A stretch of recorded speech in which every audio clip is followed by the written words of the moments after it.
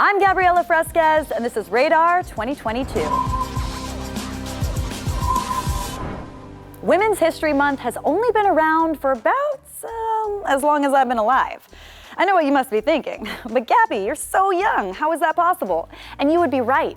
But it's a good thing the month exists, given that our social studies books have a nasty little habit of leaving out the achievements of those of us without a Y chromosome. So, to balance out centuries of inequality, every March, women get about 4 weeks to celebrate as many shattered glass ceilings, burnt bras, and leanings in as our social media feeds can handle. Y la culpa no era mía, ni dónde estaba, ni cómo vestía. El violador eres tú. No son muertes, son asesinatos.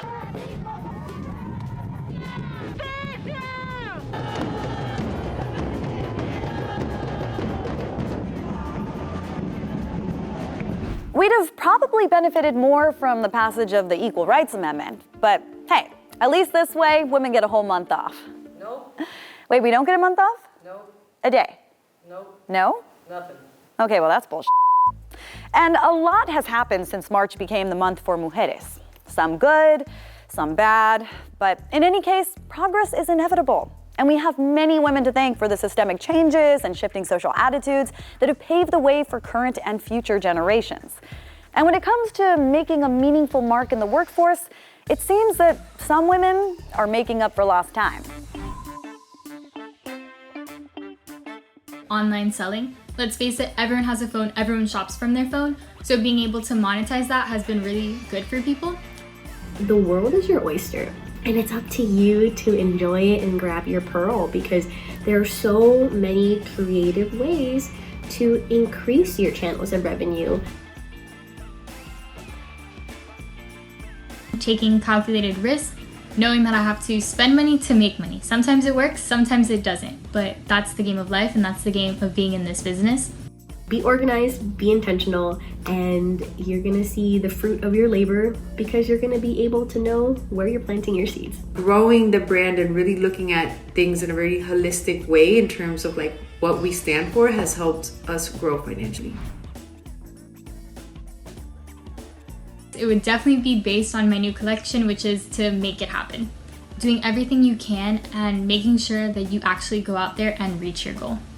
The really cliche things that they tell you, like work hard, never give up, honestly, all of that is real. So don't give up, be patient and be persistent.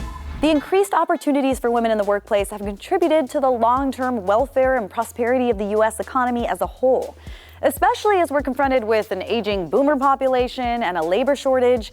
And given that women have only had a significant presence in the workforce for about the past 50 years, it's made many of us laser focused on becoming the mujeres imparables we were destined to become.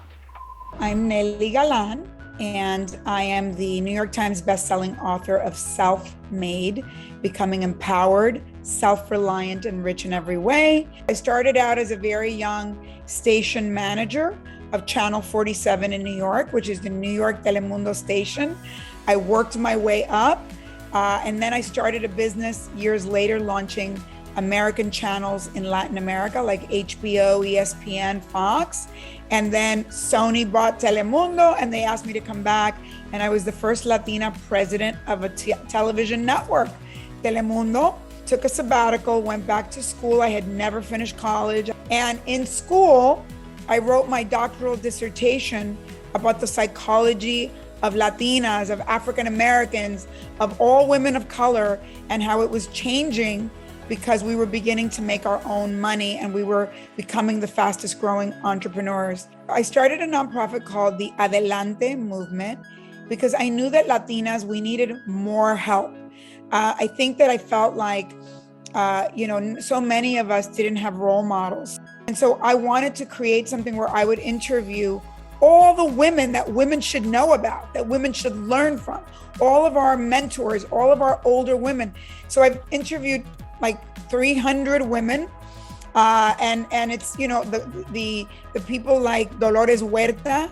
The reason I named the nonprofit Adelante is because we have to keep going. Life is about the people that don't give up. Bad things happen to all of us. Those of you that are immigrants or the kids of immigrants know that we're experiencing the pandemic and now a war. Stay the course. Don't give up. If you're scared, do it anyway. And if you fail, which you have to fail more than you succeed in order to do anything.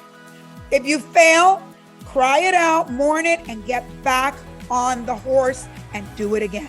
I started off in the healthcare industry, which grew my passion to try and find an ulterior. Instead of opioids, I was hearing a lot about people overdosing and decided to do my own research. And I found marijuana. So I asked my team of lawyers to find me the best state where marijuana was going to be legal, and that was Nevada. I was the youngest minority Latina to acquire such licenses. I'd love to see when people were surprised if I do walk in the room and they realize that I'm the CEO and not my 80-year-old lawyer's assistant, which is typically what everyone believes. It's nice, it's humbling. Makes me want to continue doing a good job to motivate other women, other minorities who are looking to get into the space. Nevada we just recently launched our entire square footage. So we're operating now at 25,000 square feet. We just launched our edible line. They are derived of chamoy with tahine. So, we wanted to stick to our roots. We're excited to announce that we broke ground in California. So we will be in the city of LA. We'll have home delivery. We'll have a transportation license, cultivation, and manufacturing. So we're going to be in my home state. Reina has been very well received in Las Vegas. We were one of the ones to start late, but we grew rapidly successful instantly. We have some of the best strains, good growers. Everyone loves our story. They love that I'm a woman and that I'm representing the industry with amazing product. If you're passionate about something and you really genuinely believe in it, you should pursue it and do whatever it takes to achieve your goal. Really, when we talk about diversity, we're talking specifically about all of the different types of people that make that up. Race and ethnicity, of course, gender as well, but also different ways of people learning, different ways of people expressing. Disability is also a component of that, and of course, gender expression. When we talk about inclusion, we're really talking about ensuring that all of those different types of people are able to fully participate in the workplace in a way that is positive. We need to make better investments in diversity, equity, and inclusion programs that are specifically targeting the same systemic issues that are keeping Latina women from achieving that pay equity. That is greater opportunities for management and stretch goal assignments, greater opportunities for sponsorship and mentorship that are systemically built into the organization, and greater investment in their leadership development and potential. I always remember I grew up in Puerto Rico, even though my family's from the Dominican Republic. And I always remember that there's the saying in Puerto Rico that goes, lo que es igual no es ventaja, right? So if we can just get to that place of achieving equity, right? And we can sort of limit the advantages, the privileges that other folks have, then we can really get to a place where we can enjoy, the fruits of a more equitable society where everyone is able to fulfill their true potential. And I see that as a possibility. And if not in my lifetime, I'm definitely leaving it for my daughter. Despite the economic impact and financial gains of women over the past several decades, we still make only 82 cents for every dollar a man makes, a clear indicator of how far we have to go. Thankfully, there are women who refuse to accept things as they are.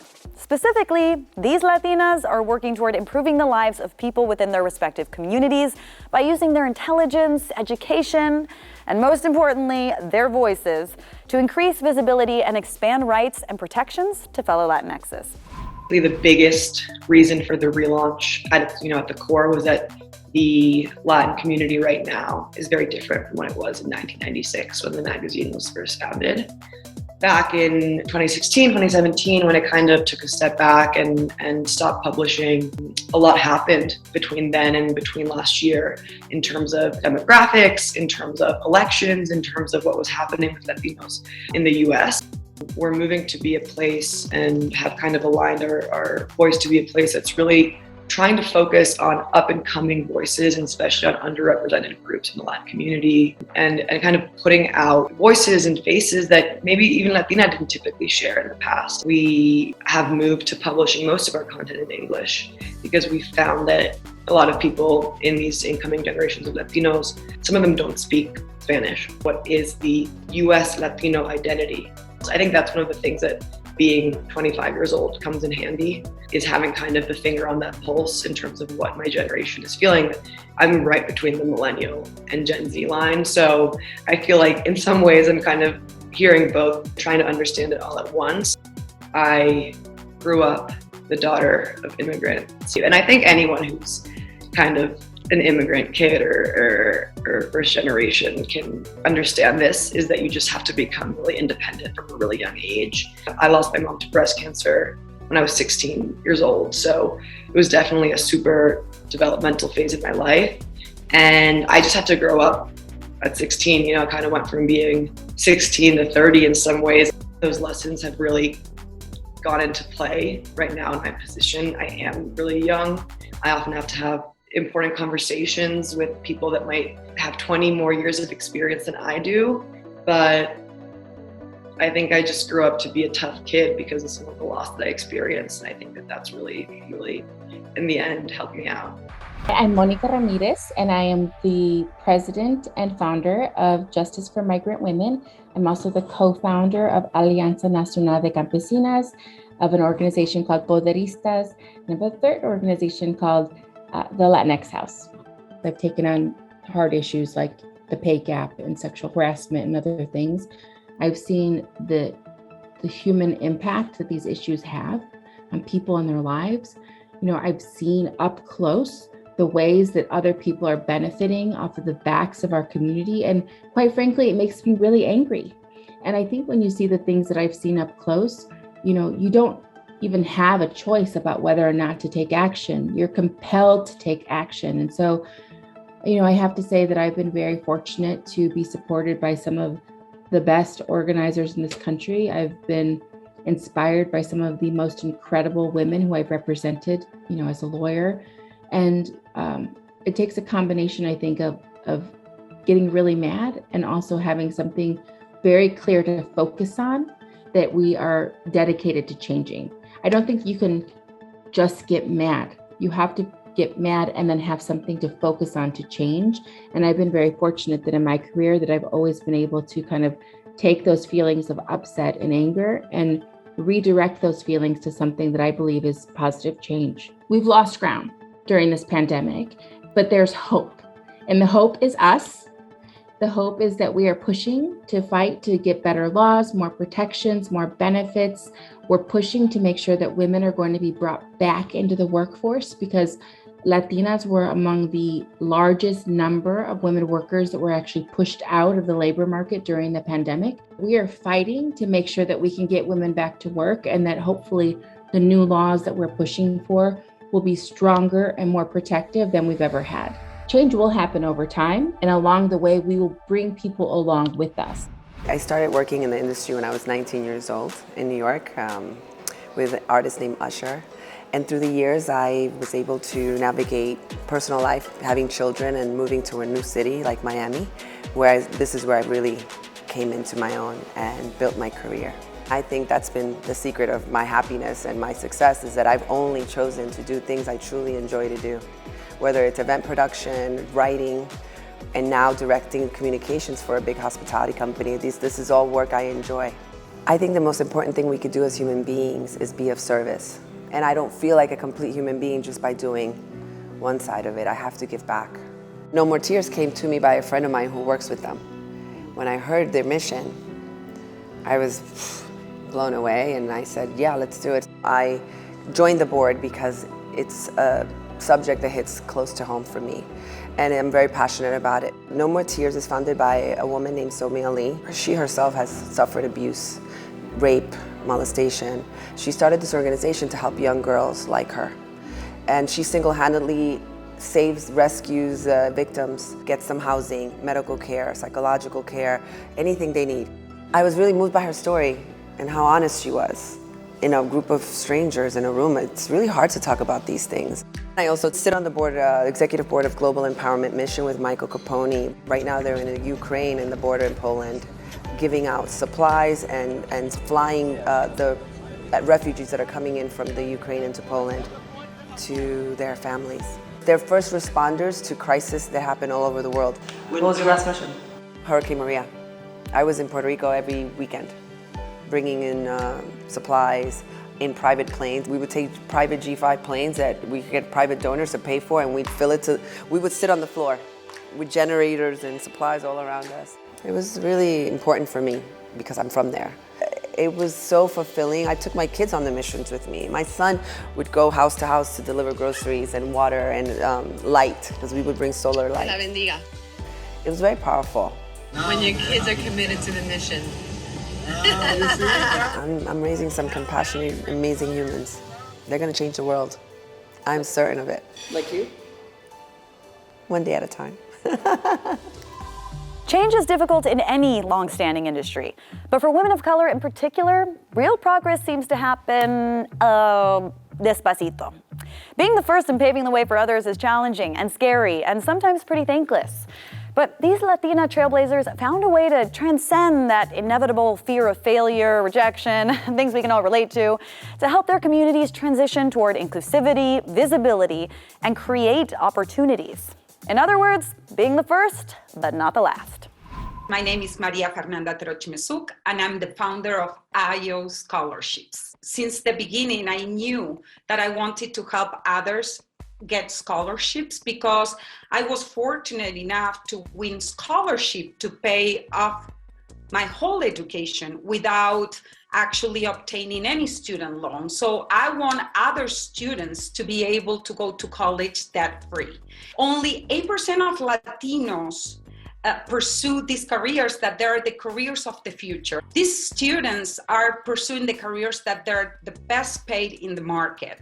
So we have to increase representation of Latinos and Black and African American students and other diverse students in the field of technology, science, engineering, and math. In Silicon Valley, the Hispanic population is really high. However, only 3% of Latinos work at Silicon Valley. So we are trying to change this dynamic. My goal is to level the playing field so all diverse students can access these careers. And there is a misperception, especially in the Latino community, that these careers are very hard to pursue. In terms of Latinas, we have to increase the representation because, as I mentioned before, they only represent 3% of the STEM workforce. My interest in STEM came when I won the program of the STEM for Latino Entrepreneurship Initiative. When I was part of that program, I was able to actually network with other Latinos that they were in the field of STEM. And it comes from my own experience that I have the passion to help other students to go to college debt-free, because that's my own personal experience. And I know how hard it is for students to find scholarship resources that they're aimed to diverse students. So I saw the need of really guiding and helping these students go to college debt-free. So Carmen Carrera, thank you for coming back to talk to us on Radar. It's nice to have you. It's my pleasure. You just led a campaign for Honey Burdette. Yes. What was that like, and what did it mean to you to be able to lead a campaign like that? It's this huge lingerie company in Australia, focuses on female empowerment, on, you know, just being yourself, being bold, and just having power over your own sexuality. So the creative department is like really putting, you know, the focus back on the female gaze versus the male gaze. With Honey Burdette, you know, I got really lucky to sort of be in the beginnings of their, you know, journey here in the States. Where do you see yourself evolving towards in the next 5 to 10 years? I just want to continue to blaze a trail of new opportunity, whether that means, working creative one day, and then being in the office the next day, and then focusing on a runway show or a campaign. I think that'd be awesome. Taking the focus less on our sexuality or, the journey that it takes to transition, and focusing more on our talents, our, creative side, our business abilities, things like that. I think are important. The bill that just passed here in Florida, the Parental Rights and Education Act, also known as the Don't Say Gay bill. How do laws like these impact or potentially impact future generations of LGBTQ plus youth? I hope that more LGBT kids' parents step up and speak out against these bills that oppress their child. I don't know, that really hits close to home for me. Because me, I grew up hiding who I was. I had to wait till I was 18 or 20 years old to be who I am and freely express that. Don't say gay. It's like, okay, so a kindergarten parent, who is gay. And, let's say there's a child that has two dads, or a child that has two moms, and they're in first grade or they're in kindergarten, so they can't say that they love their parents. They can't talk about the fact that they have gay parents. It's forcing people back in the closet. The best advice that I can give any parent who has a trans child is, be your child's best friend and ally in this world, because, us as adults, we hold the power to give access for our kids to express who they are, whether that's through therapy or through medical transition. This is something that's real. It's not something, we've always been around, we're not going anywhere. In every generation, there are women whose voices capture a cultural moment, fearlessly expressing uncomfortable truths, challenging beliefs, and refusing to cave to the whims of society's expectations of how a woman should look, sound, or act.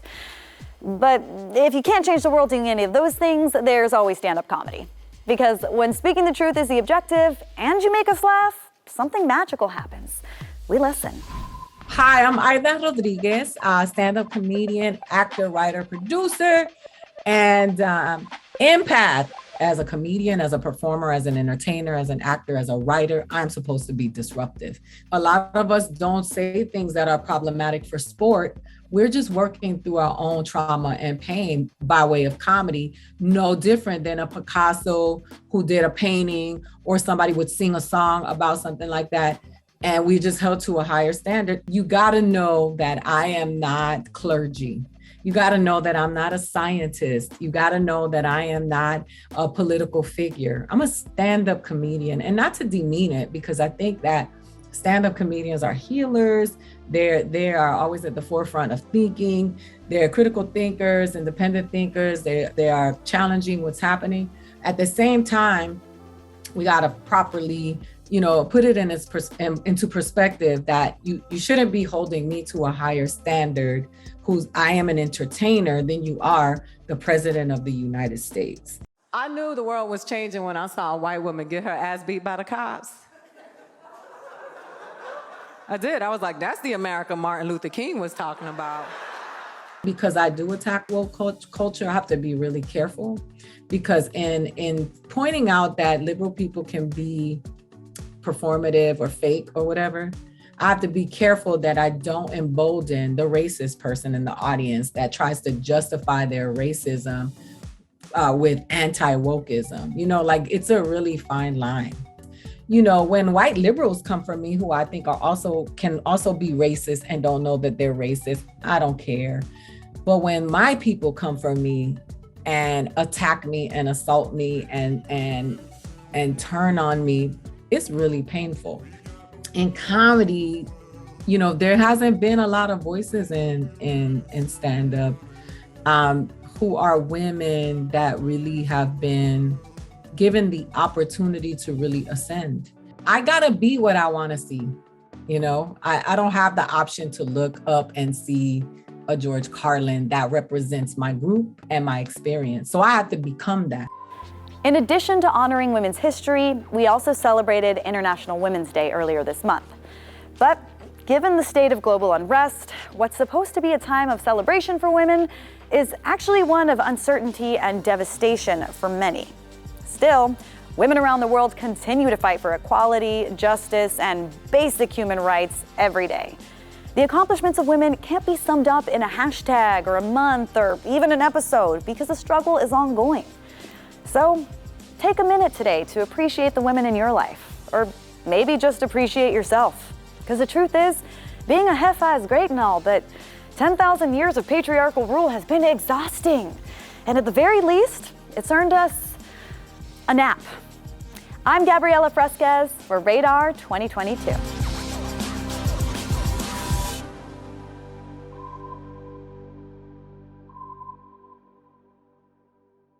Thanks for watching Radar 2022. Please like, subscribe, and comment down below and let us know what issues are important to you.